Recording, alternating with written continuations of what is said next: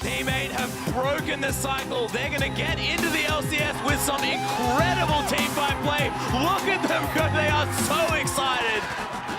In Challenger Series, we kind of did whatever we wanted to, and we crushed the opponents. The LCS level teams, they punish you a lot for mistakes. It's their systematic use of the game's mechanics. The towers, the grouping, the teleports, all this stuff is a lot more refined. Our strengths are teamwork, our shot calling, and just our stability of our roster. We're just all good friends, and we're all going to work hard. Most of the LCS teams are going through roster changes, which kind of makes their team shaky, but our team is pretty solid. We've been underestimated a lot in the past, and I'd say we're going to be underestimated again in the LCS, so if anything, it's really motivation for us and the players. I do know that community is kind of putting us into the last 2 spots, so we definitely need to prove them wrong. Our goal is just to come out strong.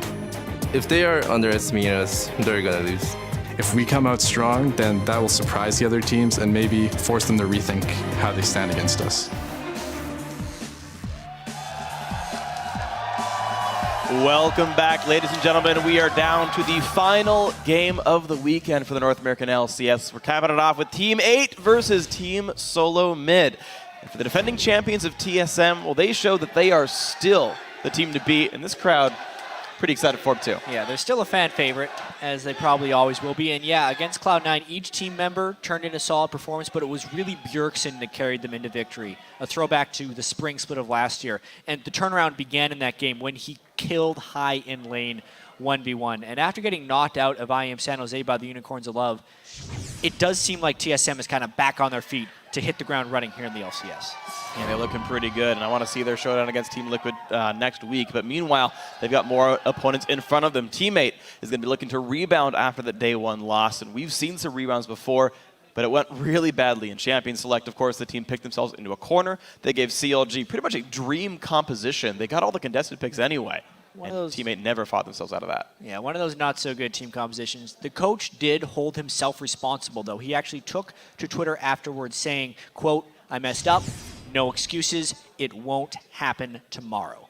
But it's too simple to put all the blame on the picks and bans as well. You also have to look at the play that was shown in that game. Maple Street, despite having Corki, didn't necessarily have a good laning phase. He was down dozens of CS early on in the game to double lift, even with one of the strongest laners in the game against a Trist. So he's got to do better than that in the LCS.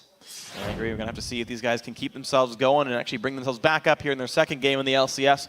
Right now, we're going to check out the starting lineups, though. On the blue side, it is going to be Team 8. Cali Trolls in the top lane, Porpoise Pops in the jungle, Slushy in mid, Maple Street on AD carry, and Dodo on support.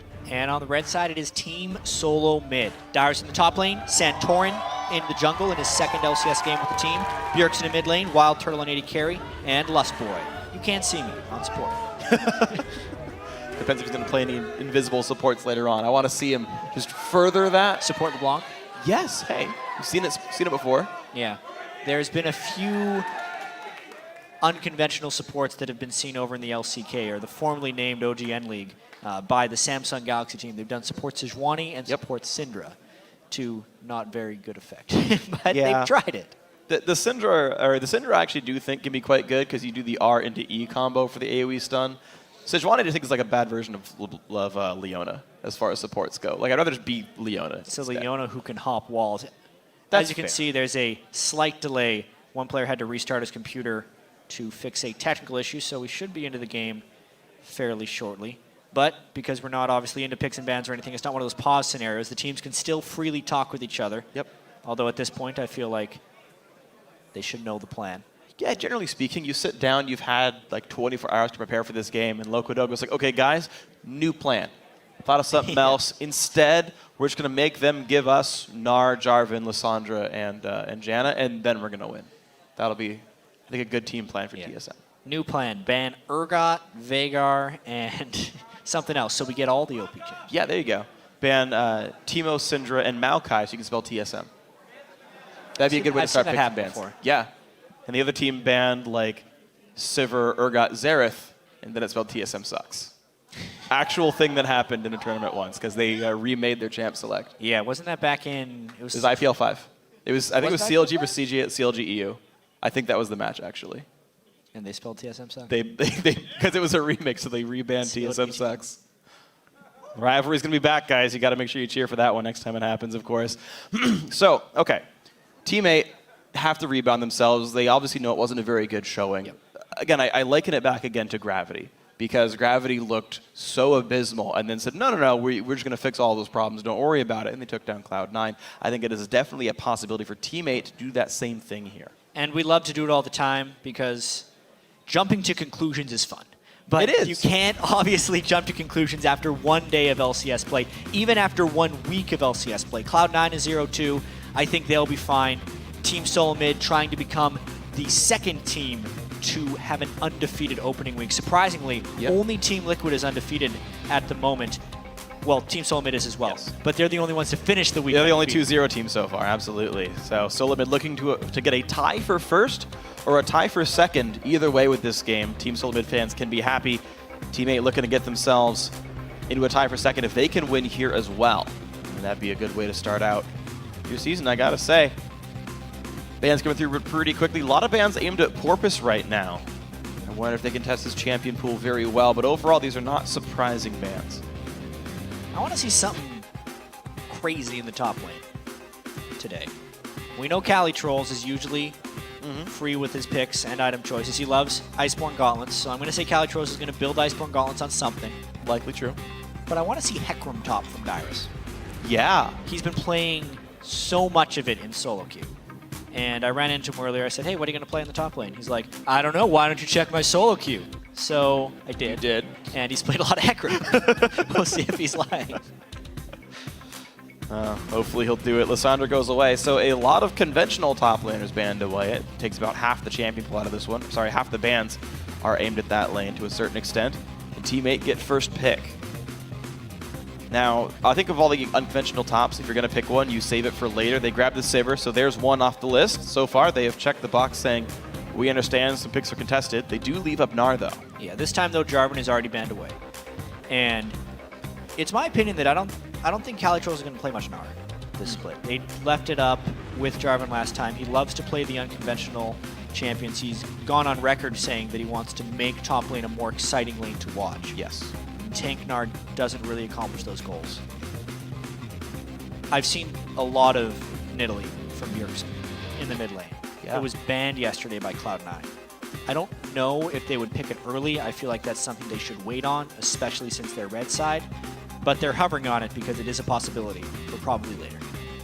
And there is the Gnar hover as well, and I think TSM would be happy to lock this one in. I'll pop the Nidalee. Yeah, okay, sure. Not a big surprise. Teammate are well suited to start a team fight. That said, Gnar will threaten Sivir in those very battles, and that can stymie slightly what the champion's going to do. Morgana Gnar does come in, so the ability to counter-engage very strong already with TSM. Yeah. No Hecarim top from Dyrus. He disappoints me yet again, but we'll see how his Gnar play goes down. Interesting that they are picking the Morgana so soon. Yeah. I feel like they're going to synergize that in with the rest of their composition shortly, because directly against Sivir, trying to Dark Binding into spell shields, not that good. Nope. So it's definitely going to be a plan for later. And of course, we did see that Gravity had a great plan with Morgana. It worked out. It made some of their champions unpeelable by Janna. And typically that went quite nicely. Now, the jungle bans do push Porpoise onto Nocturne, a champion he has been happy to play a lot throughout 2014. I think it's one of his best. I kind of do want to see him keep in this one because I think the comfort will help. And it fits what this comp wants to do, by the way. Sivir, Nami, Nocturne, they all press R, you all run forward. And whatever's backing this up is going to be putting out a lot of damage. Nice. So now TSM's got to be willing and ready for that dive to be able to counter it. They show the Nocturne and the intent of their composition fairly quickly. Now, with that being said, when Porpoise was playing Nocturne a lot in the challenger scene, he would build him a variety of ways. True. Whether it be the full tank Nocturne if he was the only one who could go in, or a higher damage Nocturne if he had a friend to pile in with. It's his way of not giving away too much with the Nocturne. All right, Interesting that they do save the rest of their solo lanes, though, since you know Gnar's top. Like, you don't you don't typically have to save that pick unless it's going to be one of the Cali Troll specials where he brings us something that no one expects to see and it warps the team comp. LeBlanc and Rengar coming in though, no surprises there. I'm a little surprised that they picked them now, as Really? you were saying. The bottom lane is shown by Team 8. So unless... I'm really struggling with this one. Well, here's my thought. LeBlanc could be a contestable pick, for one. Yes, So yes. that's the reason you pick LeBlanc. You pick Rengar at this point. To hide AD carry. And the reason I think this is because, so TSM last game played Jinx. Jinx is the champion that's susceptible to getting dived, right? They grabbed early Morgana because Janna's gone. It's the only other, I guess that and Thresh. They're really big peel supports. Yep. TSM seems very happy to build themselves around Wild Turtle. He was carrying them on Tristana in the playoffs. His Jinx has been good so far as of yesterday. If they keep playing hyper carry ADs, they want to make sure the lane matchup's okay though, or the mid laners and top laners that might be threatening him aren't going to be too scary. Maybe that's the way you go about it. Yeah, well now they get the whole picture from Team 8. It's nothing surprising, actually. They got a bit of a ball delivery system, Nocturne plus Ori, a lot of move speed, a heavy amount of dive. I'm wondering where the synergy of Team SoloMid's composition is going to be coming in here. Because at the moment it's a couple Assassins, a Morgana, Gnar in the top lane.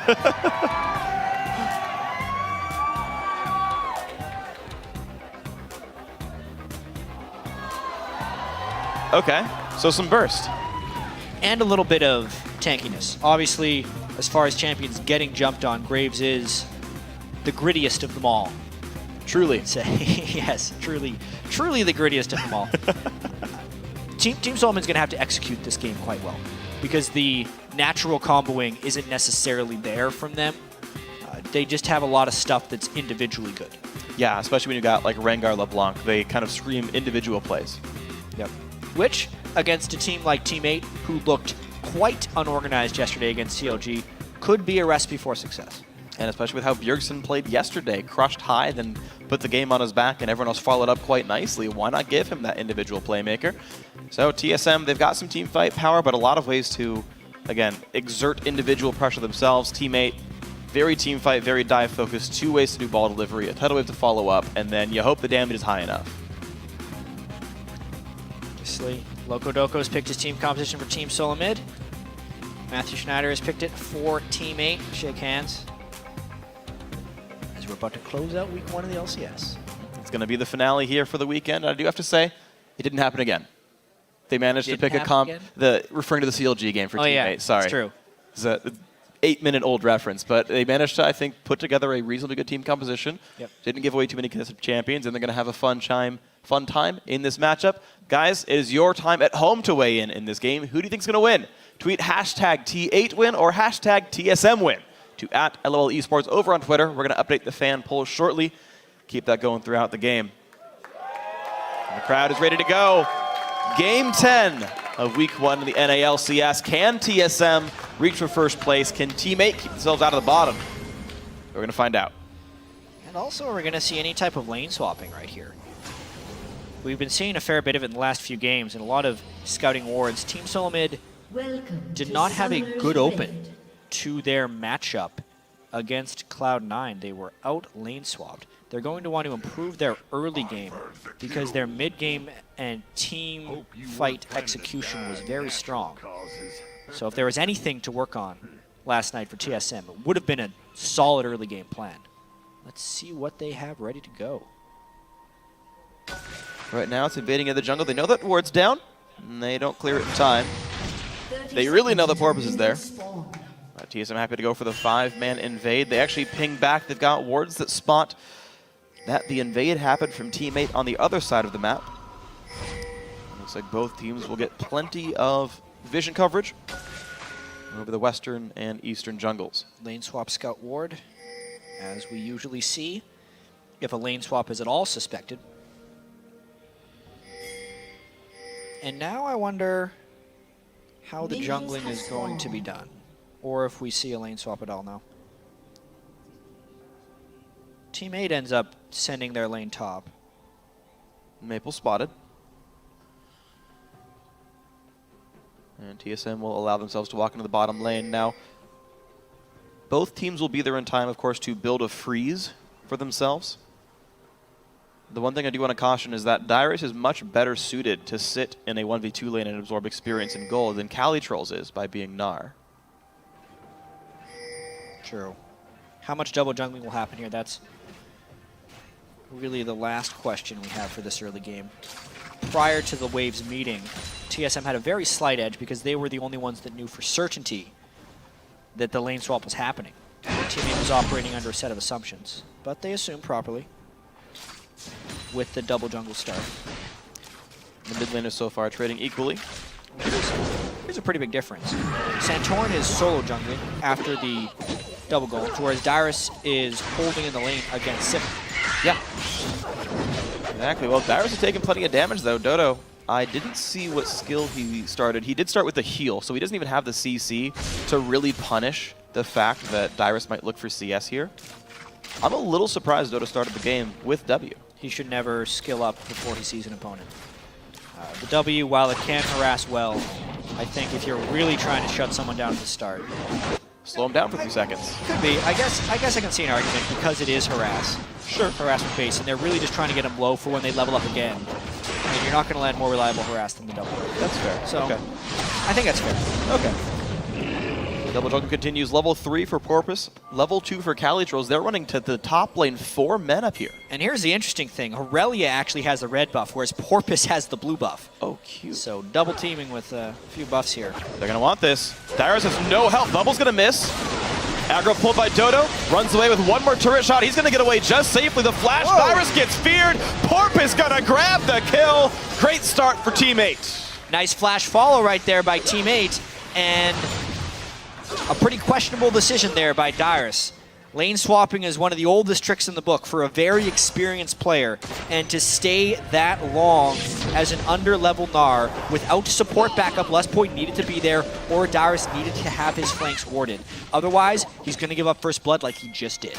And he boldly teleported back into the lane. I've seen games where you TP back in and die right away, and the team stays for you. Thankfully for Dyrus, not the case. What I really enjoy about that, by the way, is it exemplifies the metagame of lane swaps, in that everyone has assumed like rules around how you play one. Teammate cycled all the way back to, well, yeah, Gnar absorbs XP, he's ranged. So shove in and dive in 4v1. That was the old school version when people stopped going to lanes. Absolutely. Speaking of lanes, Santorin coming to gank. Did he land the root? Yes, he does. Lucy locked in place, gets slowed down. A little bit of damage for his flash. Could even talk about that lane swapping meta a little bit more. While, yes, it's smart to have the wards up there, a lot of teams have been able to get away without it because so much of the default is just both sides freezing and not even attempting dives, and support's actually going and roaming and trying to gank mid, and junglers trying to gank mid, not necessarily about trying to gank the solo lane dude because he's probably not even under the turret anyway. But the instant Dyrus tried to counterplay that a little bit by saying, okay, if you're only going to have an AD carry here, I will lane against him as Gnar, which I think was the initial plan when he decided not to continue with the double jungle, because the expectation that Teammate was going to roam with Nami, and I know we're getting really nuanced right now, but that's what lane swaps are. They're one of the most nuanced and complicated things about League of Legends. And it was just an outplay by Teammate at the end of the day. Absolutely. It's a guessing game where you're playing 30 seconds in the future because walking to the lane takes so long. You're like, okay, if they are going to stay here, I need to walk now. Oh, shoot. No, they stayed on the side of the jungle. And it all, came crashing down. For reference, Cloud9 did that both their games today. They TP'd in the lane right off the bat, and they got XP for it without getting punished. So, good play by Teammate. Played on the game nicely, and they sit, actually, by the way, equal gold because TSM are laning so darn well otherwise. Where's the advantages actually? You can see only 4 CS advantage to Dyrus, 7 CS for Turtle. And obviously it is a 300 gold lead, so not exactly even gold. Yeah, sorry. But 300 gold was gained just variously through the laning phases, spread across the various team members. A little bit here, a little bit there. The dive, of course, does cost you some CS. And now we'll see as the game kind of equals back out. We have normal lane matchups, Calitrolls versus Dyrus top lane. Dyrus is without summoner spells, though, so if he has not warded well, there's another gank potential. Ooh, with phase check, though, for Dodo. Heals himself, but gets bursted quite nicely by Graves. You could see there was an instance of an AD carry having his supports back. The instant that Dodo got Dark Binding, I would have seen many less experienced lanes just go, oh crap, we base check that bush, and Graves is here, run away. But Maple Street immediately looked to aggress Wild Turtle, even though it was a lost trade in the moment. It prevented anything bad from happening, and they could sustain up afterwards on Nami. They end up having a bit of an edge. Wow, Bjergsen took a turret shot for that harass, though, actually. Over-aggressive by him as well. And yeah, exactly. Smart by Maple. Dodo can heal himself when he's got potions. It's not like he really is that much worse for the wear anymore. Bjergsen tries again. Slightly late shield from Slushy. Keep the trade going. Maple. Wow, great heals. They're just pushing in on Wild Turtle. Nice black shield. These guys trading a lot of damage. And an unintended consequence of the dive from Team 8 is that Maple Street back without enough gold to necessarily pick up a big damage item. True. So he's actually laning with double Doran's Blade, whereas Wild Turtle had the freedom to choose his own back timing and picked up a pickaxe. Gives him an advantage of, when you look at the total AD, it's 91 on Sivir and 116 on Graves. Ouch. Pretty big. Yeah.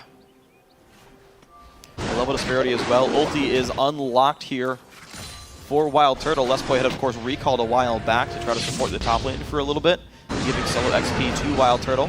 That ultimate is going to be a scare for Team 8. Second round of jungle buffs come up, though, and these are going to be uncontested. So far, nothing really being aggressed upon anymore in this game.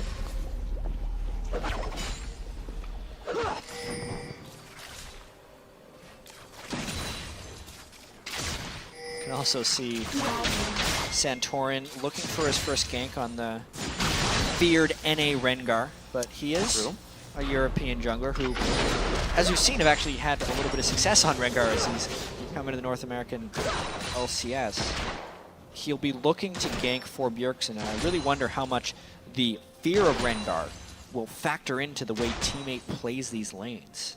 And keep in mind, Slushy's flashless for a minute. This is around the time that Bjergsen aggressed onto high yesterday. He got the blue buff, started playing aggressively. Well, the blue's up. Santorin's starting it. Flashes down for 30 seconds more. This is the window that TSM would probably want. I actually like the interaction of Nocturne versus Rengar until Rengar gets off his first game, because he's one of the other junglers who follows very similar rules. Actually. Oh yeah. One of those guys you can't necessarily ward, can gank easily through the lane, and you're always trying to counter gank. So watching Santorin and Porpoise play against each other, knowing that they're probably not going to spot each other, and just reading the lanes and the posturing to try and guess the gank is pretty fast. And there's even extra bits thrown into the mix just to kind of add to the complexity. Porpoise got first blood. His upgraded jungle enchant's already here. He even went Stalker's Blade. So the actual combat power of Porpoise Pops, I would hazard, is higher. Maybe even furthering the threat of a counter gank if Santorin went aggressive here.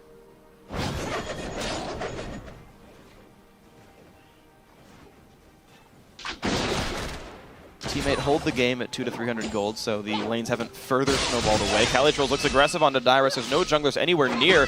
Cali happy to do plenty of damage, though.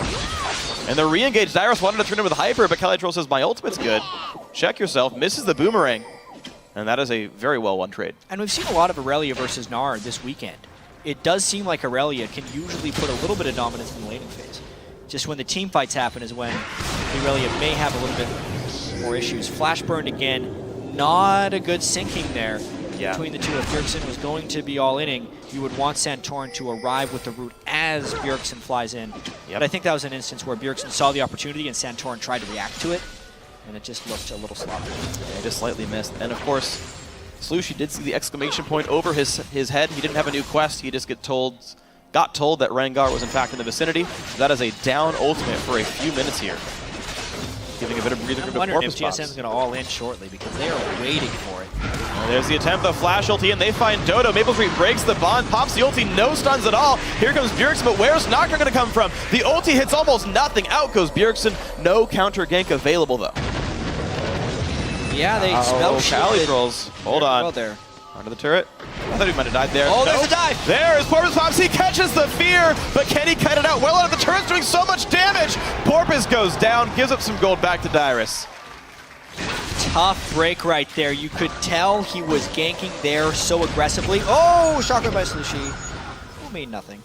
He was ganking so aggressively in that top lane because he knew the Rengar ultimate was on cooldown, so the counter gank threat was much lower, but it ended up being so aggressive that he dies to the turret. Still is worth it, of course, with the assist gold and whatnot, so I can't fault Porpoise for the plays, but Darius is the only guy getting picked on. It does put Calitrolls ahead here. It's a 1-0-1 Aurelia. It's a pretty good place to be, I have to say, especially considering this is supposed to be this counter matchup. He's winning in the 1v1 as well. TSM might need to skirt around the fact that Calitrolls can leverage a top lane lead.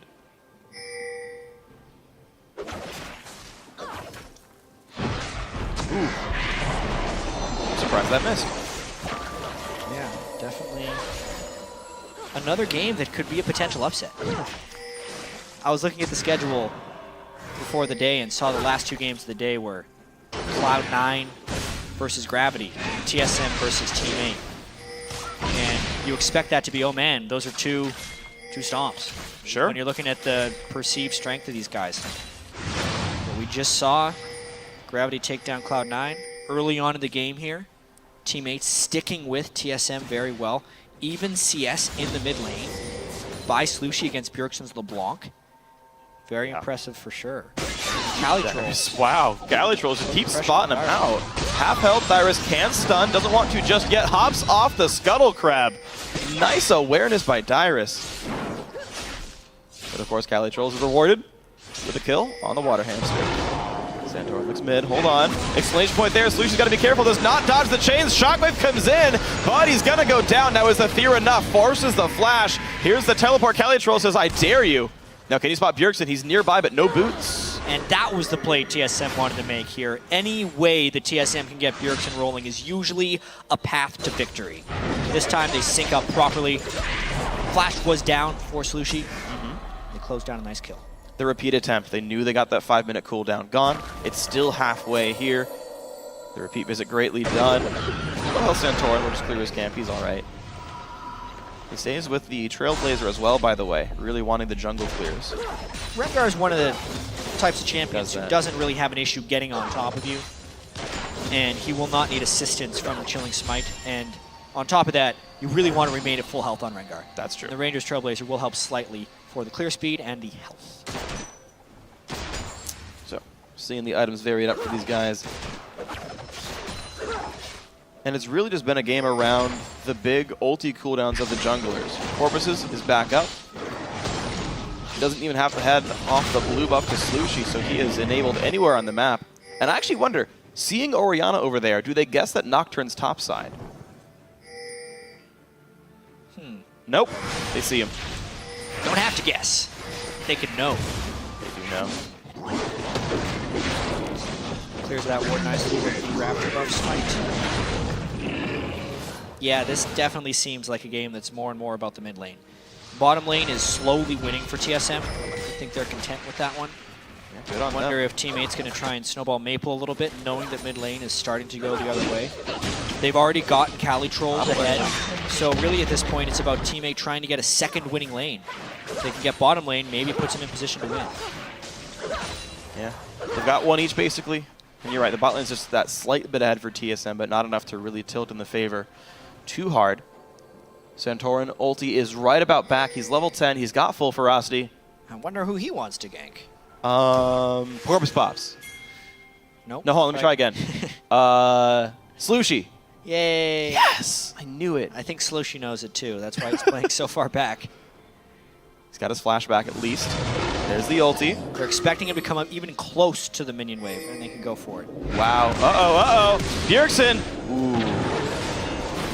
That's a flash on cooldown, basically. Immediately after it came back up, Bjergsen looks aggressive one more time. Calitroll's though, good. Forces the flash off the shockwave. Calitroll's still going, though. Forces the passive, but he's in turret range. He's got to be careful. Bjergsen gets the kill. Lust Boy's one hit away from dead, but Nocturne couldn't click on him. And some over-aggression there by Calitrolls turns a good idea into a bad result. Trying to punish Bjergsen after their aggression was a good move. Now they're trying to push mid lane after already losing Calitrolls. Uh-oh, Dyrus though taking a bunch of damage. He's got no magic resist, so Slushi putting on the thread. Wow, the damage output. Bjergsen doing nicely. Jumps on in there. Sibralty forced the Graves kill. Nice by Wild Turtle. Wow, Tyrus, jeez. TSM limping out of each of these fights with kills. Teammate needed to abandon that when they lost Cali Trolls. TSM stuck around, knowing they had the numbers advantage. Bjergsen could find the flank, and eventually Wild Turtle showed up for that execution shot on Graves. And now this mid game is going better and better for TSM. Sivir's corpse now disappears. Maple can head his way back to bot lane. Respawn. Yes. It didn't really disappear. Well, the corpse went away. It's the same person. She just revived. Teleport back. Yeah, it's true. I mean, no one really dies on the ref, truthfully. If I have my lore correctly understood. Yeah, I mean, this was teammate sticking around for too long. Corpus Pop's way under the turret. He's not even the one that ends up falling, though, because Wild Turtle was able to flash in at the last second. Really smart play there by Turtle to use both of his abilities, even though it looked like one would kill. Because Maple was actually holding onto his heal in the case that someone popped out. Ends up getting the summer spell as well as the kill. Yeah, unfortunate for Maple, he had flash up, didn't think he needed to use it. Had the ability to get away. Dodo actually burned his exhaust, and that didn't even do it either. So, unfortunate loss of summoners, but TSM are doing well to control this game. They even lost mid turret, but they hold a gold lead all the same. No dragons, by the way. You asked about this last game. What happens when teams both don't really care about taking dragon? This does. And also a chance that TSM doesn't have the best dragon control, but they don't have the champion support. Oh, the Blood Shield ended! Wild Turtle goes down! Well played, Team 8. They've got themselves back in. Yeah, they're trying to trade a little bit of pressure. Santorum Bjergsen. Doesn't nuke away the right spells. Corvus Pops is rooted. This is gonna be a kill for TSM, is it? It is. Well, he feared Santorin into the turret, so now he's in trouble. The tidal wave from downtown. Wow, teammate rotating well. Bjergsen, they've got to know. Pulls a Gamsu, stops the ports. Cali Trolls gets a shutdown. And he's going for more damage, by the way. Longsword on Aurelia after the Trinity Force is done. Cali Trolls will not stop building damage. Not yet. Could be a Hex Drinker on the way. I feel like that's going to be the eventual home of that longsword. And we definitely have ourselves a game here, Freak. Looks like Dragon 1 is going to head the way of Team 8.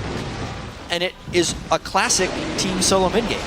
Bjergsen ahead in the mid lane, 3-1-1. The question will be, can he carry yet again? Versus the teamwork now of Team 8, who is going to try and pull together here. They've done a really good job, teammate, of rotating fairly defensively. The times they force the issue, I think it's a bit hit and miss, but TSM once in a while overextend themselves. And teammate allowed themselves back in. Outer turrets traded on opposite sides of the map, and Team 8 hold once again the tiniest of gold leads. Calitro spots Santorin. They got the slow flashes in, gets another slow. Santorin's got nowhere to go. Great shockwave, and another kill. The forces happen.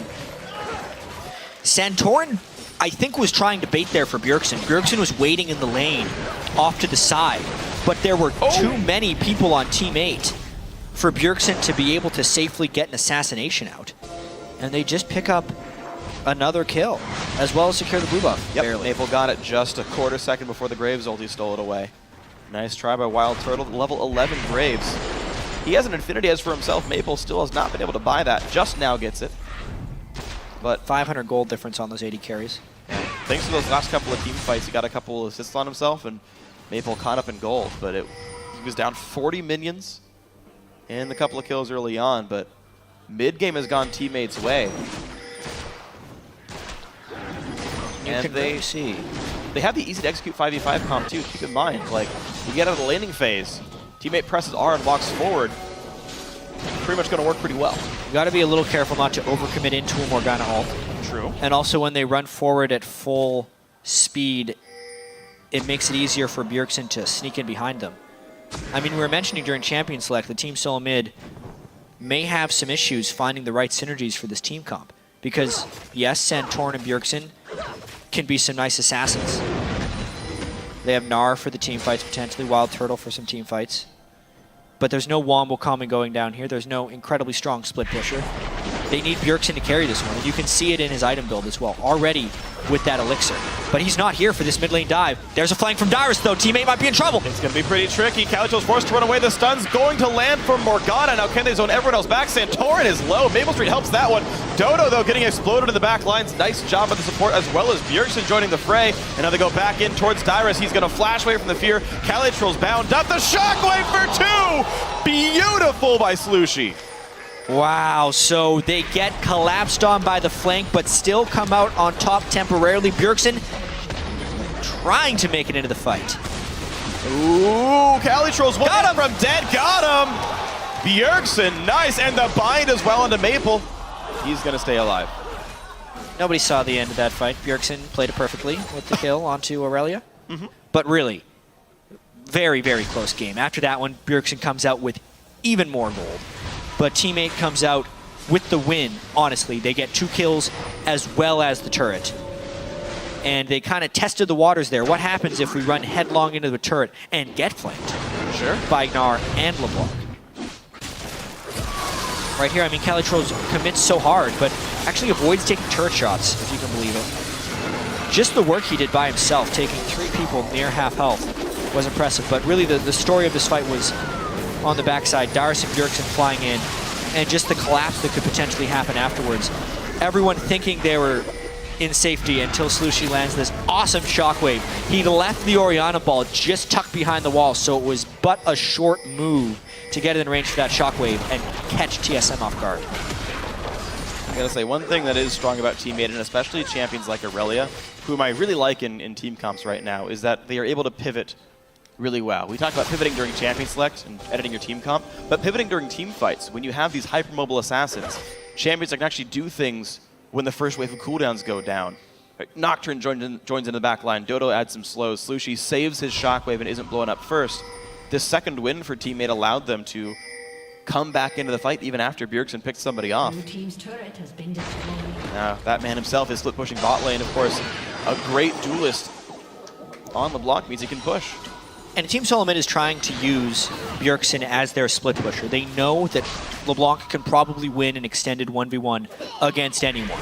And Teammate needs to make quick work now that they know they don't really have an answer for him either. They send Calitros back, and they get a turret. One rotation there by Teammate. They trade top lane tier 2 for the bottom lane outer that Bjergsen was happy to push. Unknowingly, Teammate was already headed top lane. The map movements are so much better for Teammate. This game was, and has still been, incredibly close in gold. And actually, hold on, Bjergsen with his Sorcerer's Elixir, destroying the outer turret himself. There's Calitros, gets a slow. Nice juking right there. Help, there's Nocturne. The tidal wave off on the side. Bjergsen gets away. They fake the black shield. They commit to it. They realize it's not the real one, though. Dodo goes in. He bubbles Santorin. Lustboy goes down without the stun from the Soul Shackles. Calitros forces the team away. Dragons in 30 seconds. TSM just had to tuck tail and run away. Some great initiation from Calitrolls to get Bjergsen to half health without taking any retaliation. Once the main threat of TSM was out of the fight, you could see how recklessly Teammate was allowed to be. Just with the general goal distribution, unless Dyrus is in Meganar, there's no threat there. And that's a bad sign for TSM. And no front line on the disengage, a bit unreliable. I know Janna was banned, I believe, but hold on though. This fight, Dyrus gets a bubble, gets spell shielded, I believe. And as the shockwave is gonna catch 2, Bjergsen, one hit from dead, make him go. Wow, double Down kill. goes Rengar, Porpoise Pop staying alive. Slushy's running out in the back line, out goes Wild Turtle. Yep, lights out for Wild Turtle. Dyrus now stuck against the duo lane. He's gonna be dying, I've got to assure you. 4 for 1, Teammate now up to the inhibitor turret. Slushy is taking over this game right now, catching Bjergsen in that shockwave despite the heavy gank pressure in an attempt to keep him down in the early game. He is turning into this teamfight phase amazingly. They're going to get this inhibitor down against TSM 26 minutes in. Absolutely beautiful. Respawn's coming in now. Ulti's up for Santorin if he wants to go aggressive here. I can't imagine they want to, but keep in mind, health bar's low. TSM can rush something off the Nexus. Yeah, maybe they try and go and get that first dragon. Oh, this is risky. They hadn't been prioritizing, or they go for a few kills. It's risky for both teams, though, because TSM has no vision control in that jungle. So teammate, as long as they recalled in synchrony, would have been able to go back to base just fine. It was scary. It was scary. The pause is obviously for a technical issue. We'll get you the word on exactly what that issue is shortly, because the game really just fell into teammates' favor, really, in that last fight. And absolutely did. I mean, this is what's really incredible. And we saw a comp like this, because I keep harkening back to prior games and how they were played before. I believe it was actually Cloud9 versus TSM. Cloud9 running the Sivir team, TSM running a fairly similar comp where they were very mobile. They could kite around. Bjergsen was on Ahri instead of LeBlanc. And what TSM was able to do in that game was stymie all the Sivir dives, all the engages. C9 could never get it on them. Yeah. They'd run away.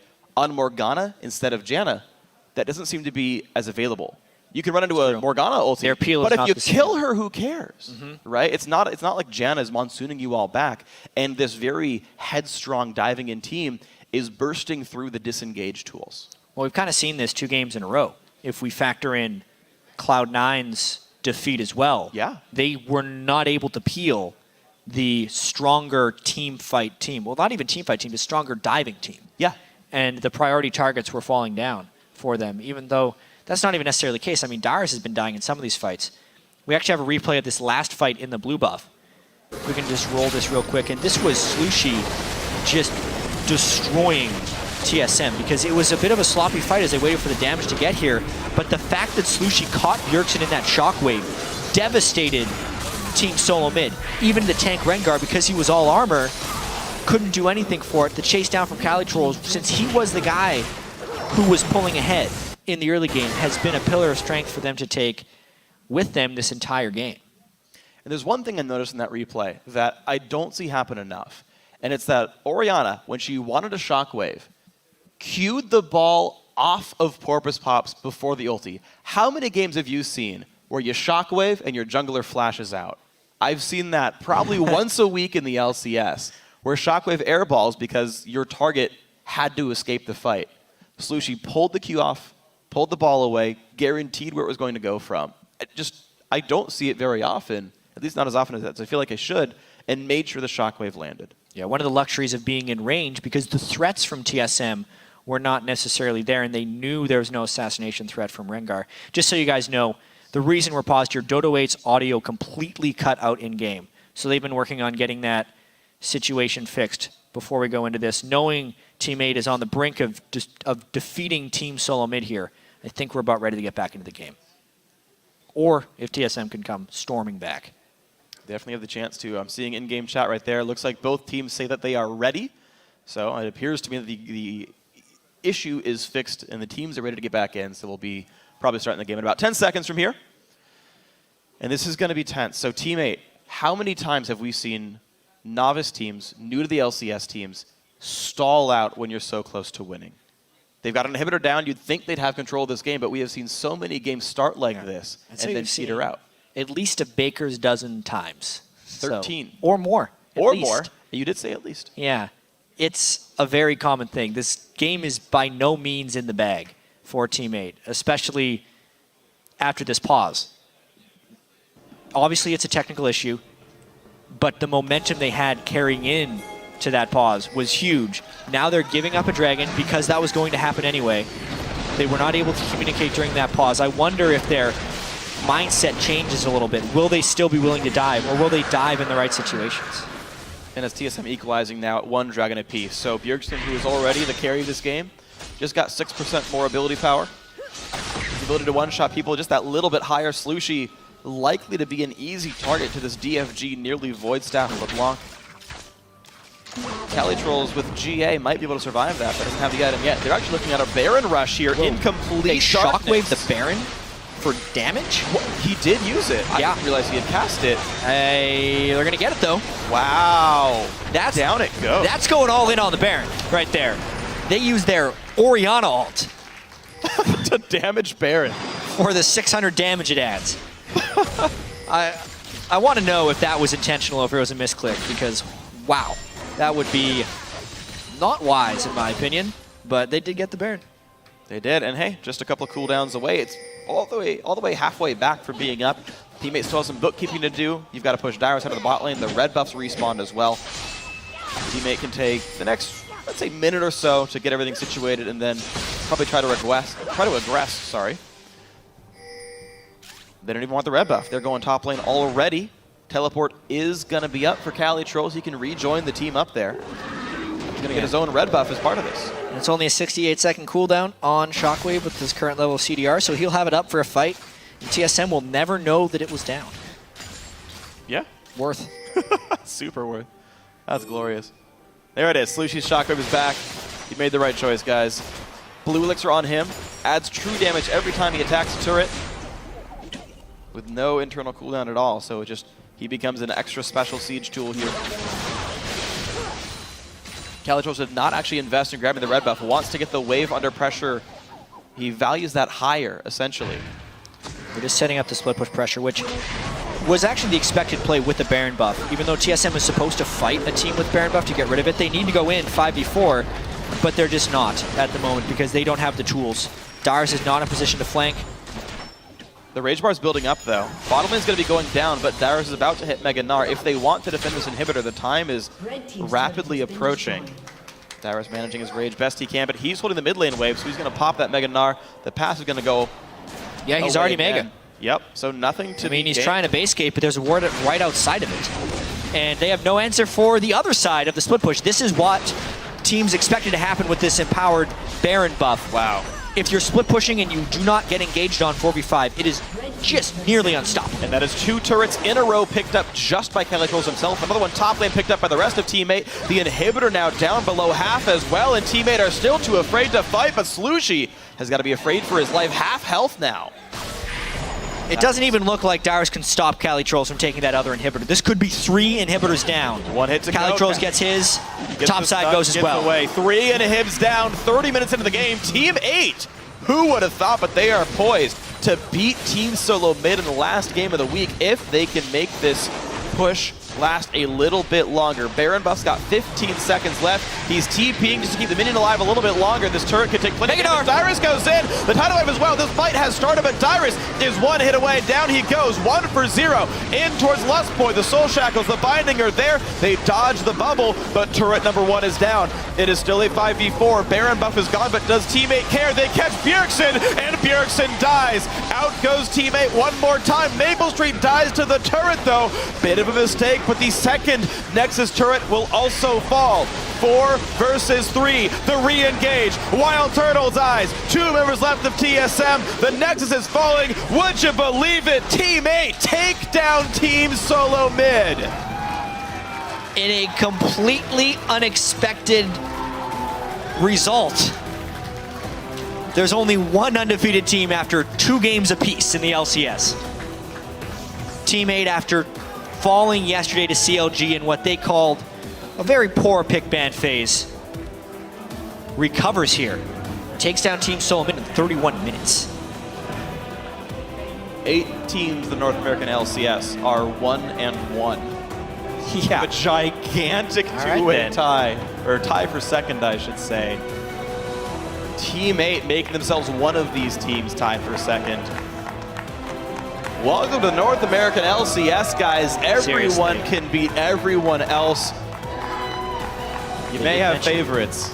Yeah, Teammate mentioned how they, before the game, how they think teamwork is one of their greatest strengths. They showed exemplary teamwork this game, Slushy in particular, just surviving the onslaught from Bjergsen and Santorin, LeBlanc and Rengar trying to gank that mid lane time and time again.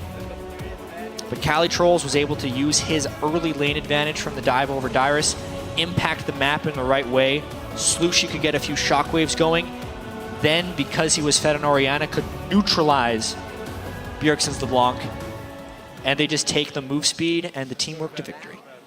And it was incredibly impressive, I gotta say. I think this was the pick and ban phase that Teammate was looking for when they fought Counter Logic Gaming. Now, to pick specific examples, the Irelia was banned against CLG. Yep. Now they had to bring it out. They let the Gnar get picked, but they wanted to bring Irelia. They wanted to play Sivir. I believe they first picked it. They banned the Janna to make sure the hard engage could work. They've got all these other interesting contested junglers available, but we have Porpoise going for his Nocturne. Yeah, the they worked champion really well. he wants to play specifically in this composition. So much of this worked out. We're seeing one of the only Namis we've seen, the only Nocturne we've seen, one of the very few Orianas we've seen, teammate bringing out their own composition, these largely uncontested champions. You pick a couple because you want to. It's a good idea to grab a couple of these, but And I think a lot of it that's what they just, wanted. it comes down to the in-game play. Yeah. Maple Street, even though he didn't have a great showing in lane, played safe enough, didn't fall behind, did not die to ganks, and then was the supplemental move speed for the rest of the team in those fights, which is the reason you pick Sivir in most situations. Right, 2, 2, and 6. The assists are fine. It's all they want to do is get his team in there. They did it. Congratulations, teammate. So another big upset finishes off week 1. Going to throw it down to Riv, who's with our winners, teammate. Thank you very much, gentlemen. And I am joined by the coach of Teammate. I'm here with Matt. Congratulations on the win. Probably some pretty good adrenaline going through the body right now. You said yesterday that the mistake that happened yesterday would not happen again. There would not be a repeat. What did you do to stop that from happening? Because we absolutely saw the results. Well, so my job as a coach is to put us in the best position to win from champion select, and I feel that I kind of dropped the ball on this yesterday. And today, I spent a lot of time with the team, even with other people that help us, just to go over our pick and ban to make sure we have an idea of what we're going to do and that we execute it in the champ select. You guys definitely show a lot of potential about this, and with the teams like Cloud9 and TSM on top, which you now take games off of, why should people be rooting for Teammate and not thinking they're at the bottom of the pack? Well, if you were to ask Callie this question, I think he'd have the same answer as me, that we go ham. We are always looking to take the fight to them and just win, go ham, stuff like that. How did you guys transition from yesterday to today? What was the team mentality? Obviously, you said you wouldn't make mistakes, but what did you tell the team so they wouldn't just kind of dwell on what happened, the loss, so they could come out with this win? Well, we talked together after the game about what we all thought we did wrong. And I don't think any of us took it too hard. But, we lost before, and we've been in high pressure situations, even in the Challenger Series. So I don't think we ever let losses affect us that bad, and we're always ready to bounce back. And from day to day, even we're able to bounce back just like that easily. Well, you guys have definitely shown it here. Coming up, first game next week is going to be Coast. You guys obviously going to take some R&R or just go back to practicing. What's the transition going to be like going into that? Practice right away? We'll probably review the game tonight, continue to talk about what we think we'll need to do against Coast. So it'll be a mix of improving our own play and thinking about how we're going to play versus Coast. All right, Matt, congratulations. A game off of Team SoloMid. We're going to go ahead and throw it to the analyst desk to break down the rest of the day. Thank you, Riv. Another unexpected win there from Teammate over TSM. I want to kind of attack just what are the points of success there for Teammate. It started in Champion Select too. They first picked the Sivir for Maple, so he was in a good spot. And then they just kind of built this composition that was just comfort champions all around the Nocturne, even though it's not quite in the meta, still going over to Porpoise Pops. So then they camped the top lane, they camped Dyrus, the strong lane for them with Kali trolls in it, got him rolling, and then TSM tried to camp middle, and Slushie just played really safe, flashed away from 2 ethereal chains that didn't land, and they transitioned beautifully into the mid and late game. I really want to highlight the solo laners for Teammate. I thought both of those guys made really good solo plays. Kali Troll is extremely aggressive once he got going on Aurelia, constantly engaging and forcing summoner spells, forcing people to miss position, and then people could follow up because they had Sivir. And then Slushie with the 6 shockwaves out of nowhere, hiding the ball in little nooks and crannies around Summoner's Rift and then popping out for beautiful shockwaves to turn the fights around. Both of those guys really did a great job to bring it home for the team. And kudos to the coach, I have to say, for recognizing the failure from yesterday, copping to it, and then making the adjustment. We saw a huge turnaround, and I want to throw this to you, Kobe, because on day one, you had made the point of, the veteran coaches were going to be the ones that we saw make the biggest difference. But I think here we have an interesting case of somebody who's learning quickly and correcting the mistakes, coming back with a strong composition that allowed the team to pull out the win. Yeah, I think the comp was strong. A lot of it had to do with increased play, I think. Really good play from the players. Yeah, some fabulous execution. So again, congratulations to the guys on Team 8. And with some wild games and a couple upsets, here's how the teams are stacking up. Alone at the top, we've got Team Liquid with a perfect 2-0 record. They're followed by the bulk of the league, 8 teams for second place with 1 win and 1 loss. And surprisingly, sitting in last place is Cloud9. And there were a few figures who stood out this week, and they are this week's OP5. In the top lane, it's Chris from Team Coast. He escaped day one without dying once, and today proved he can be a bully in the top lane. Then, of course, in the jungle, the king is I Will Dominate.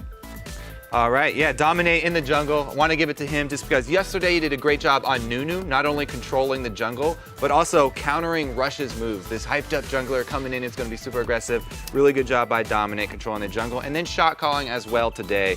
2-0 for Team Liquid. I think he definitely deserves his spot. Our OP mid laner after this past game has to be Team 8's Slushy. Yeah, his 9-2 and 3 on Orianna while keeping a little bit ahead of Bjergsen in lane in CS was extremely impressive.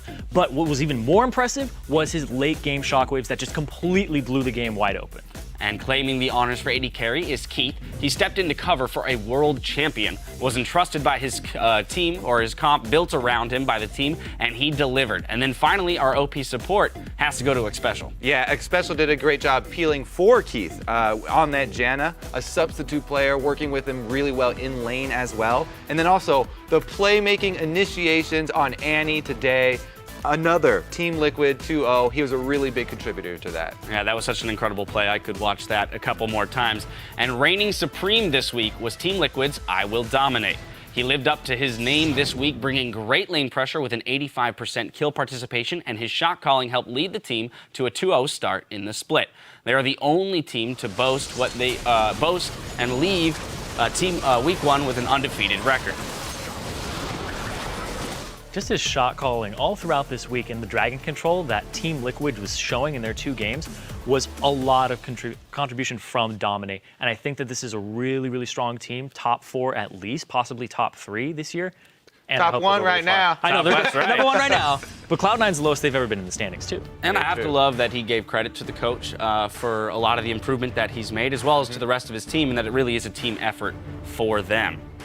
So good on him for securing Week 1's MVP slot. I Will Dominate. The LCS returns this Thursday, starting with the European League. Up first in Berlin, it's H2K versus Meet Your Makers. Then Unicorns of Love will take on Giants Gaming. Then Saturday, the North American LCS gets underway with Gravity battling Dignitas, followed by Team 8 versus Coast. After that, it's all right. Oh, we're looking still at, yeah, here we go. Moving into the NA LCS Saturday, as I said, we're starting off with Gravity versus Dignitas, Team 8 versus Coast, and then moving on to Cloud9 taking on Team Liquid to close out the day. You can catch that at noon Pacific, 9 p.m. Central European. And be sure to tune in Wednesday at 3 p.m. Pacific time for an all-new PTL. They'll break down all the league action from around the globe, as well as expert analysis that will make you a winner in your fantasy league. That concludes our Week 1 coverage. So on behalf of the entire live broadcast team, thanks for watching, and we'll see you next week. Of course. That's all right.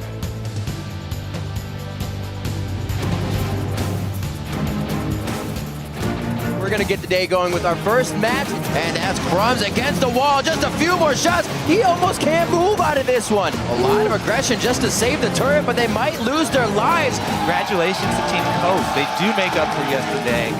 Nice, nice, nice. Doing LeBlanc. I can't. Nice, nice, nice. Kite back, kite back, kite back. Nice. Jump, Phoenix, go, Phoenix. Oh, go heal. Good job. Team Liquid bring themselves for 2-0 here. Here comes Zed. High takes a bunch of damage, already gone. Buddy Fufu, 2-man stun. The follow-through is there. Down goes Sneaky. Meteos the target. He's gonna drop as well. Now they go back in towards Dyrus. He's gonna flash away from the fear. Calitro's bound up. The shockwave for 2. Would you believe it? Team 8 take down Team SoloMid. Group of players that didn't really... Sorry, my HTC phone is ringing. Well, that's... Sometimes it happens. Always mute your phone when you're doing an interview.